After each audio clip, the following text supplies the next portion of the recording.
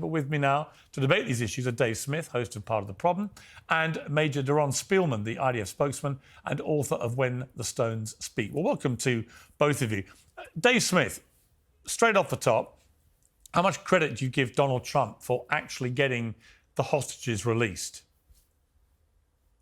Yeah, he certainly deserves a lot of credit for that. And I think that, you know, obviously from my perspective, from the perspective of people who have been a critic of this, we've been a critic of him supporting Israel's destruction of Gaza since he's been in the White House again. But certainly this was a much better direction to go. And I think everybody involved deserves credit whenever something good happens. And the fact that the hostages are back home, I would also say, I think the fact that 1,700 Palestinians who are being held without charges have been returned is also a good thing. And even though Israel really has not stopped the killing in Gaza, the numbers have been substantially less than they have been for most of the last 2 years. Like, this has been one of the least amount of, you know, every day I read the news on this stuff, and instead of it being 70 people killed every day, it was like 12 people killed every day for a little bit there, and then it got back up to a few dozen in the last 48 hours or so. But so that, look, there is an improvement here. We should all root for less people to die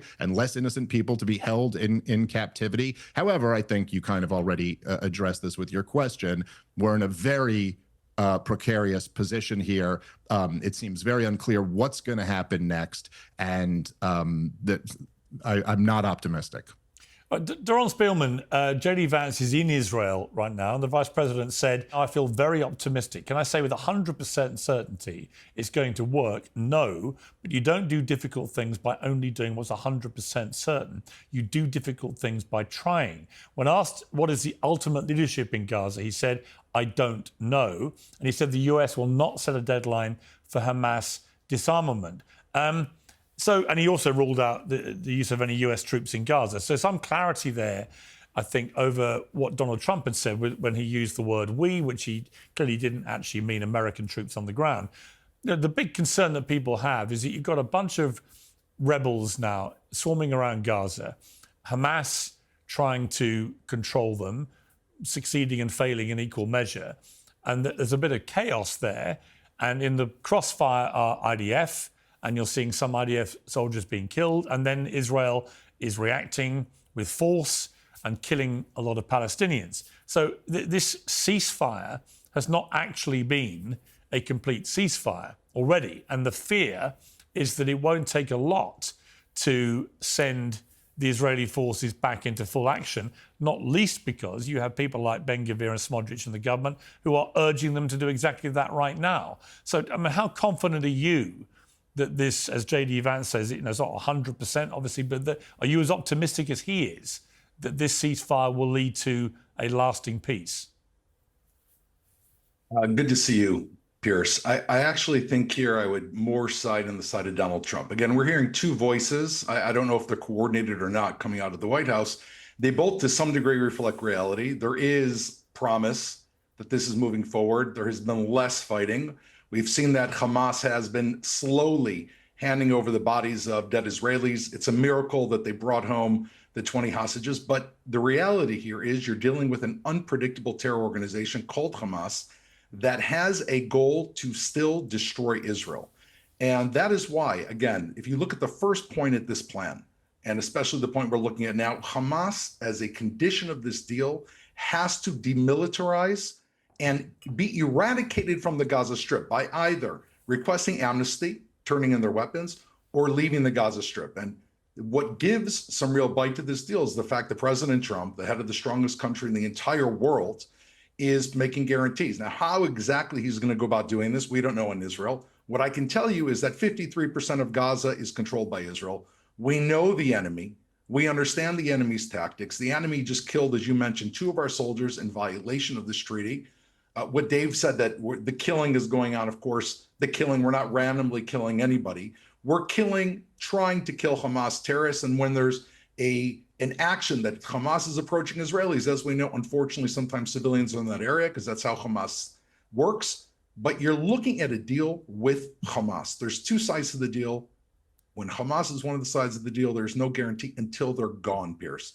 Right now, there is the problem. I mean, I would say the problem. Coming back to you, Dave. I mean, I don't quibble actually with what Doron said there particularly, but I would say the exact same thing applies the other way, right? That there are people in that Israeli cabinet like Ben-Gvir absolutely itching to restart the fighting. In fact, they don't think it should have stopped. You know, he actually said at the weekend, I call on the Prime Minister to order the IDF to renew full-scale fighting in the Strip at full strength. The false belief that Hamas will change its ways or will even abide by the agreement it signed are proving, unsurprisingly, to be dangerous to our security. This Nazi terrorist organisation must be destroyed completely, and the sooner the better. And the problem with that is, you know, Donald Trump has put a lot of political capital and been successful getting the hostages out, but he's putting capital on a level of trust with Hamas leadership that they do actually want to bring this to an end. But at the same time, he's got senior Israelis in the government there who want the complete opposite. So, you know, there is a lot of distrust on both sides here. Yeah, that's for sure. And I don't know. I guess at this point in time, years later, I just can't even believe that you can say things like, well, look, this is a terrorist group that wants to destroy Israel. I mean, look, the reality we're looking at is that Gaza has been destroyed. And, you know, Piers, you're absolutely right to call out people like Smotrich and Ben-Gvir and other far-right members of the government. But look, just the Israeli government in general. Look, I thought this was like a perfect example that kind of sums up the whole conflict and what people like me and you have been talking about for quite a while, Piers. So last week, when Israel, after the ceasefire first goes into effect, when Israel accuses Hamas of slow rolling, getting back the remains of dead hostages. All the living hostages have been gotten at this point, but the remains of dead hostages, they say they're slow rolling at. So they immediately say we're going to have the aid that's coming into Gaza. Just after this latest blow up 24 hours ago, Israel announced they're going to suspend aid and distribution. That is the way in which Israel conducts this war. Don't give me any of this BS about there just happen to be some innocent people there. You literally punish the civilian population by denying them aid for the crimes of what Hamas has done, which, by the way, have not even been demonstrated. It's just Israel says Hamas was slow rolling this, or they claim that Hamas violated the ceasefire when there's reporting that contradicts that, but who knows? It's in the cloud of war right now. It's hard to know for sure. But either way, the fact that you just punish the civilian population, Israel has destroyed all of Gaza. Jared Kushner, the Jewish family friend of Benjamin Netanyahu, pro-Israel, representing the most pro-Israel administration in the history of the United States of America. Even he said it looked like a nuclear bomb had gone off. People are sleeping in tents. So, Piers, you know, me and you, we've been hearing now for 2 years that, you know, essentially Hamas uses these people as human shields. You know, Hamas, they're essentially fair game, and it's on Hamas if they get killed. Israel really doesn't want to, but they're human shields, nothing else we could do. But then you look up and the entire thing is destroyed, and they're denying aid as a weapon of war, a clear example of collective punishment. Now, I'm sure my opponent here would disagree with it being characterized as a genocide, but like, what do you call that, Piers? You've decided an entire people are just fair game because they're human shields with no onus on you to demonstrate that there were Hamas weapons in every single one of these buildings that we destroyed or anything like that. And you can also just deny aid to a people who have just been decimated for 2 years as a punishment for what their government's done. And then you still have the nerve to call them terrorists and say they want the destruction of Israel. It's just too much for any reasonable person. Look, I would say that in relation to Hamas, if you're an Israeli and you remember what happened on October the 7th because you lost people who died that day or were kidnapped or whatever it may be, the scale of what happened that day was on a different level to anything we've seen in a single day in the entire 75-year conflict between Israel and Palestine. And it displayed to me not just a terrorist view of indiscriminately killing anyone they could get their hands on, but a kind of nihilistic view, right? So I can understand actually why Israelis have a deep distrust of anyone related to running Hamas. I get that. Yeah, no, but I also think it's intellectually honest to say the scale of Israel's response has been massively disproportionate. The two things can be equally true. I think that's right. And of course, who would think any Israeli would trust Hamas? But the other thing here, I was just reading earlier today, Haaretz had a piece about how essentially the Israeli government is very frustrated because there is no counter to Hamas that's rising, and there aren't as many protests as they think. There aren't as many rival gangs, and Hamas still has control of all this area. But Piers, I mean, just think about what the implication of that is. How many times have me and you been told over the last 2 years, by your guest right here in particular, that it is intolerable for Hamas to still be in power, and therefore we have to do whatever we can. And yet they've done all of this, killed tens of thousands of innocent people, destroyed the entire Gaza Strip, and Hamas is still in power. So even by their own logic, you failed on what the goal of this war was. And by the way, Piers, as you know, I've been sitting here, I'm sorry, it's a little frustrating. I've been sitting here for 2 years telling people, you're not going to destroy Hamas this way. And every one of them said, what do you know, comedian? You're not an expert. And yet here we are at the end of the 2 years, then all the people, I'm not the only one, we're all totally vindicated. Hamas is still, I didn't even achieve the goal. Yeah, I mean, Doron Spielman, we were told, look, once the hostages are all released, this is over. That clearly, at the moment, is hanging in the balance. I mean, I think it's obvious it wouldn't take a lot for this to flare up again. But what is indisputable, as Dave says, there's no sign that Hamas has lost all its power. I mean, they're operating with power in Gaza right now. They're still heavily armed. They have said publicly, we are not going to disarm. So, it seems to me that the original aim of releasing the hostages is one thing, but this idea that Israel has defeated Hamas is clearly not true. So where does that leave this ceasefire other than in a very precarious place? If Hamas just say, we are not disarming, what does Israel do? First of all, Piers, I want to speak to some of the things that Dave just said. When it comes to the fog of war, Dave, I hear that you're saying anytime it's Hamas directly targeting Israeli soldiers, directly targeting civilians, it's the fog of war. You're saying that's the fog of war. But when it comes to Israel targeting Hamas, you still refuse to accept the basic principle. There was no Wannsee conference here. Israel's not committing genocide. There's no ethnic cleansing because they're Gazans. We have one goal, Dave. One simple goal: to destroy Hamas and bring home our hostages. And all of a sudden, it's not the fog of war, Dave. It is your fog. You're unwilling to understand the most basic principle here, that there's probably never been a more moral war fought by an army that does not want to go to war. What's the proof? It's exactly what you're saying. As soon as we got the hostages home, as soon as President Trump put a deal on the table, it's not a perfect deal. What was the very first thing we did? We withdrew exactly to the yellow border. We exactly gave time for Hamas to return the 20 living hostages and the 29 bodies. One second, Dave. One second. I let you speak. Over dead 1 second, Dave. I did let you speak. Most moral army. Just give me sorry. Go ahead. One second, if you don't mind. We waited. They just killed 2 of our soldiers. There was no fog of war. These 2 boys were sitting outside a tank, walking around. They were shot by an RPG and killed in cold blood. When I listen to you, it doesn't sound like we're dealing with Hamas. It sounds like we're dealing with a bunch of kindergarten children that are out to play in the playground. This is an organization who crossed the border, and you say that you condemn October 7th, but both you and Piers, if I may say so, you constantly say you condemn October 7th, but you also condemn every moment from then that we've tried to defend ourselves to go after Hamas. No, that's not true. Hang on,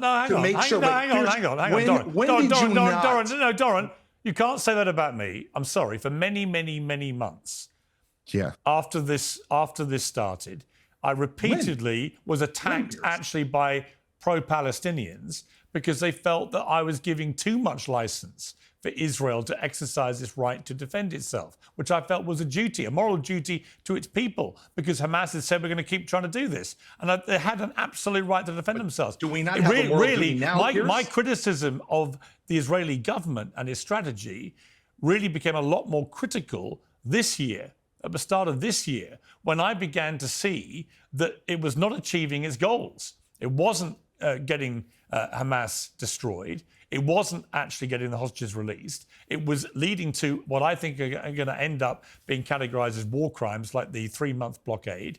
It was leveling Gaza to complete obliteration. And I felt this was, A, completely disproportionate, but B, and probably even more significantly, it wasn't achieving the initial war goals. And coupled with that, we have people like Smotrich and Ben-Gvir openly talking about their desire for ethnic cleansing. Smotrich People and Ben-Gvir, well, hang on, I know.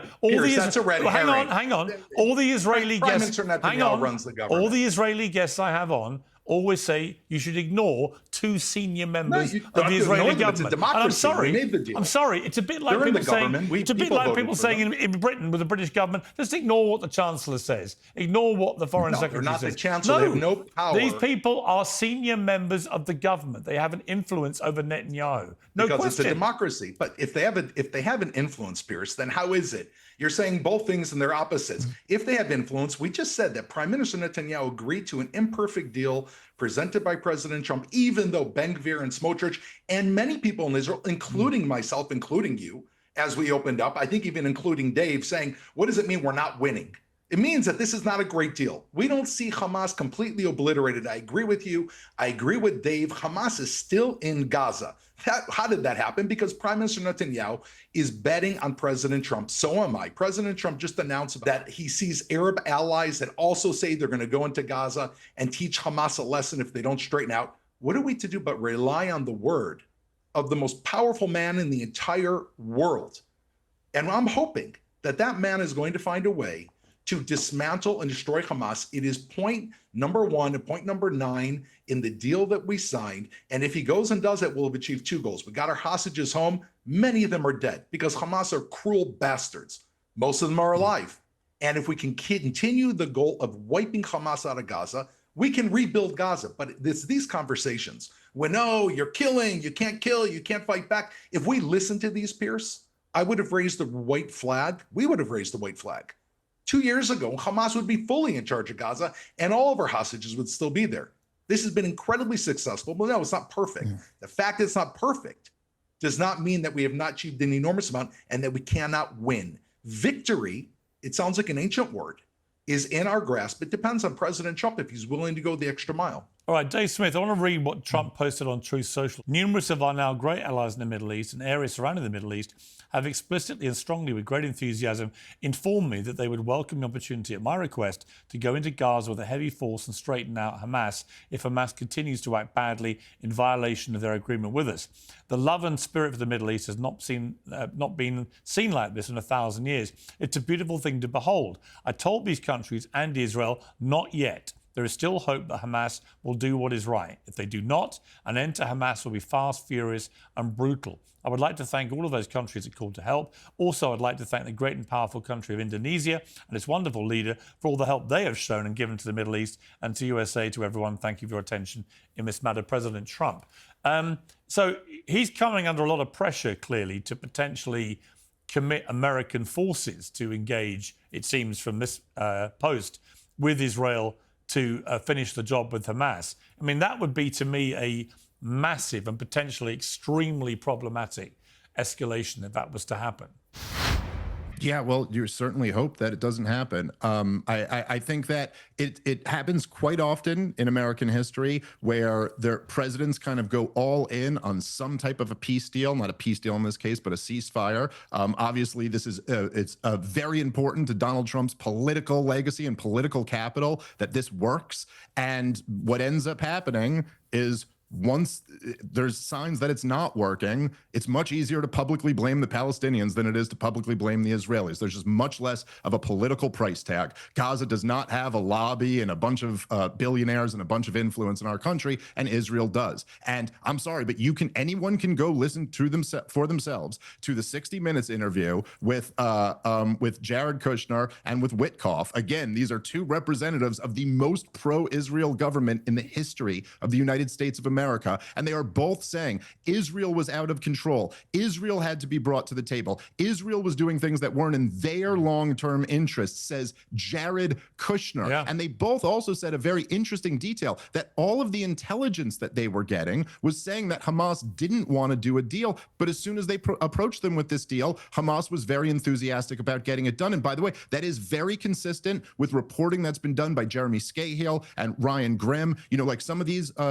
journalists journalists who actually do talk with the leadership of Hamas. Now, Piers, to the point that was made before, I'm sorry, you've been interviewing me on this show for 2 years now or something like that. You've had me on a bunch of times. I mean, just tell me, to any normal person, have I ever seemed like I'm sympathetic to Hamas? No. Or that I'm saying that they don't have the responsibility they have? I've come on, I've chastised other critics of Israel on this show before because I think it's goofy when people do that. And by the way, Dave, I would say it's perfectly reasonable and intellectually honest to say Hamas are despicable, and what they did on October 7th was a horrendous terror attack, which obviously demanded a response, but that also Israel's response became increasingly disproportionate. I don't think these two things are incompatible. Of course they're not. And of course, also, it's worth looking at the fact, was Hamas ready to do this deal earlier and Israel was actually the impediment to it? Look, I'm not making excuses for Hamas. I'm not pretending they're children. I'm not denying them agency. In fact, as I've been saying for years, one of the things that I'm most furious about at Netanyahu for was his strategy of propping up Hamas for years, specifically with the goal of thwarting a Palestinian state. And so, to sit here and then turn around and talk about how evil Hamas is and use them as the justification for why you are somehow allowed to just destroy a captive people that don't have a military of their own to defend themselves. It's just, look, I'll just say this. There was one poll recently that had, they said right before October 7th, in America, do you sympathize with Israel or Palestine, was plus 48 for Israel. And then the latest poll, it was +1 for the Palestinians. You would be hard pressed to find a 50-point collapse in any issue. Like, just imagine, Piers, if we woke up tomorrow and 90% of America was pro-life. We'd be like, what happened here? I mean, and the reason why this shift is happening is very simply because what Israel's doing to the Palestinians is so indefensible. The relationship between Israel and the United States of America is too bizarre, and it does not make sense in America's interest. And number three, this type of propaganda just doesn't work on people. You can't sit here and say you're the most moral army in the world as a response to my point that you just denied food to an entire civilian population because you claim Hamas is slow rolling dead remains. I'm not saying dead remains don't matter, but we're talking about real, alive babies, children, women who just went through this nightmare for 2 years, and you are denying collectively denying the civilian population aid over a Hamas, something that maybe Hamas did, and you think you're the most moral army in the world? Look, on this, Doron, let me ask you a question first. Doron, you can respond. Doron, his own anti-Semitic diatribe. Doron, you can respond, but let me just say something. Let me just say something.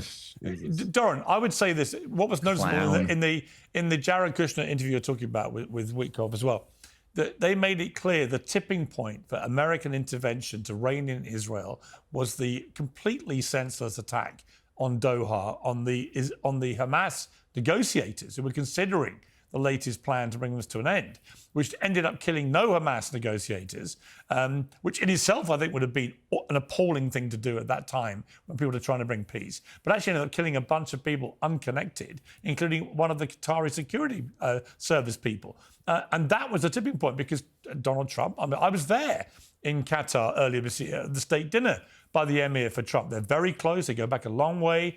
America has its biggest army military base in the Middle East is at Qatar. And to just go and brazenly attack Doha in the way that it did, I thought was an absolutely crazy thing for Israel to do. It showed that they were acting with complete impunity, didn't care about their number one ally, America, and the damage this might cause to the relationship with one of its biggest allies in the Middle East. And at that point, Trump went, enough. We're not doing it. I mean, do you accept that that was a catastrophically stupid thing to do by Israel? First of all, I want to address what Dave said about the poor Palestinians, and they'll be the scapegoat because they don't have a lobby. And Jews have a lobby in the United States. Yes, Jews have a lobby in the United States. I have news for you. The Hamas regime and the Palestinians have a lobby. Do you know what it's called, Dave? It's called Qatar. Qatar, which has infected every single university in the United States, just signed a $1.2 trillion deal, which is a country that is funding more terror on behalf of Iran than any other thing. Who is their other patron? Iran. Why do you think Hamas came to the table? Well, let's think about what happened over the past year. Iran, their major patron, was brought to its knees by who?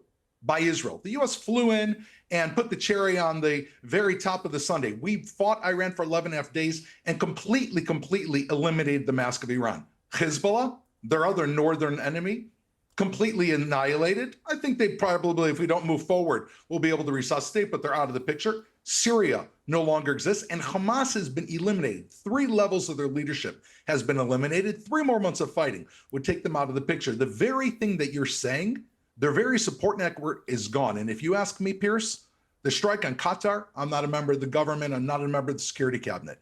I think it's not a coincidence that within 3 weeks of Israel striking Qatar, there's a peace deal that's bringing 20 hostages home.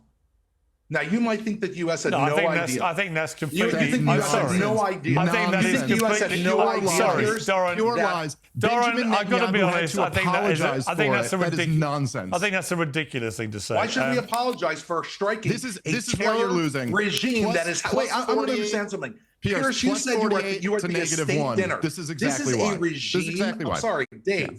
This is a regime that houses the heads of Hamas. This is a regime that is intimately connected, Dave, to 9/11. Yes. Do you think that's a conspiracy theory? Do you think they were connected to 9/11? Do you think is it a conspiracy theory that Benjamin Netanyahu sent the head of Mossad there to quote beg them to keep the funds going into Hamas? Is that a conspiracy theory? It's true. It's absolutely true. Okay. And guess what? Then. Guess what? Guess what, Dave? Point match, I think it was Piers. a horror. What are we exactly. doing here? I agree with your point, Dave. I agree with your point. The fact that we allowed Qatar to fund Hamas all these years under whose pressure? U.S. pressure, Israel not wanting to get the job done was a catastrophe and led to October 7th. By enabling that regime to get that funding. How can you say that and not hold on, Dave. Benjamin led to October 7th. Immediately. However, once October 7th happened and Israel woke up to the idea that you cannot contain an enemy like Hamas. You cannot just beat Hamas. You have to risk your lives. You have to go after a regime that spent 20 years, Dave. I was in Gaza. Have you been to Gaza? Did you go to Gaza between 2005 and 2023? I think, does anyone on the internet not know the answer to this question, Piers? So you have not been to Gaza. So guess what, Dave? If you would have gone to Gaza, like I did, and like many other reporters, then you saw it on the news, it took 18 years for them to build 500 miles of terror tunnels under buildings and our homes, which I've been in, which have seen it with my own eyes. And guess what? We didn't want to go in. Do you know why? Because we knew once we went in, Piers Morgan, Dave Smith, Doron Spielman would be debating about genocide, which never happened because Hamas put their people there. You are literally scripting, Dave. So you're admitting exactly think about what how Hamas much planned. We didn't want to do it. Okay, right. I actually think, Doron, I actually think when all this is over, and hopefully we're at the beginning of the end, when it is all over, and we look back on how the Mossad, in particular, the world's supposedly most brilliant intelligence agency, did not know that 500 miles of tunnels were being built by Hamas, or question why that might be, and had no apparent knowledge of any attack of the scale that happened on October the 7th, and no one can explain why it took so long on that day for Israel to properly defend itself. All of these things seem pretty inexplicable for the most superior armed force in the Middle East. No question. And now that we've recovered, the most sophisticated. That was October 7th, which you condemned. So my point is, there's a lot of accountability to come to answer some of these questions. No question. But you know what, there's no doubt. By the way, you talk about Qatar, but let's talk about also. I'm going to leave it with this because we have to move on. But you know, if you look at what Netanyahu did in helping funnel billions of dollars to Hamas through Qatar, then he was trying to do divide and rule with the Palestinian Authority. It suited Benjamin Netanyahu to have the Palestinians split between these two groups. He actively encouraged it. But unfortunately, he created a monster that he didn't realize, or maybe he did, we don't know. He didn't realize the scale of the monster he created, or that it would come and do what it did on October the 7th. And there will be serious questions for Netanyahu when this is over, which may explain why he has perpetuated this war as long as he has, because he's also facing a criminal court case over corruption. Disagree, Piers. So there are. I'd like to I respond don't to expect you to this. agree. I'd like 1 minute. I've got to leave it there. I've got to leave it there. Dave, I would I'm like sorry. 1 minute, half a minute to respond. We've run out of time, but no, that's just my overview. Maybe I'm wrong. Well, it's not your overview. That's your opinion. Yeah, it's my opinion. I will just say that my opinion in 20 seconds with your permission, that Prime Minister Netanyahu has now carried out a war that has destroyed enemies throughout the Middle East and has put Hamas to the brink. And on that, you want to condemn him. On building Hamas, he made a mistake. On fighting Hamas, you cannot condemn him, because that is what is going to protect Israel for the future. You should be pushing that Hamas is going to be destroyed so that Israelis can sleep at night. All right, let me give Dave Smith 20 seconds to respond. Super quick. When Hamas won the elections back in 2005, they didn't win with a majority in one single county. They had in one single area. They had a plurality, and they got in there. If Netanyahu had not been giving them hundreds of millions of dollars during that time period, it's quite possible Hamas wouldn't have even been in power on October 7th, and it wouldn't have happened. Well, they threw people off the rooftops of the building that opposed them and shooting them in the streets. Oh, yeah, they're bad. I think there are a lot of unanswered questions, and I hope we get with Israel's money. I hope we get to the bottom of it. And one way to get to the bottom of it is to let international journalists into Gaza and do their jobs, which remains a disgrace if they're not allowed to. Piers, start by coming to Israel. I will take you to the kibbutzim. You'll smell the burnt flesh, and you'll understand. I don't need to be reminded how. I don't need to be reminded how awful that was. You need to smell the burnt flesh and see the dirt sifting through the bones, so you understand what we're fighting about. I don't need to do that because you're quarterbacking without seeing it. No, I don't need to do that. What I need is for international war correspondents whose job it is to do this to be allowed free, unfettered access into Gaza to verify all the claims the IDF are making, which at the moment they can make with impunity without anyone knowing if they're telling the truth. That has not happened in any modern war that I can recall. It is completely shameful, and the IDF and Israel's government should allow journalists to go in without following them everywhere they go and showing them a sanitized version of what they've done. And when they do that, if it turns out they've committed no war crimes, fine, I will say that. I have an open mind about this, but I have deep suspicions about what the Israeli government and the IDF have got up to in Gaza, given their continued ban of international journalists. It is completely outrageous that you won't let journalists go and do their jobs there. And there's a reason, I think, and I think it's a reason that Netanyahu feels very uncomfortable about admitting, which is he doesn't want journalists to find out what's really been going on. And maybe I'm wrong, but I don't think I am. I'm going to leave it there. Thank you both very much. Thanks, Piers.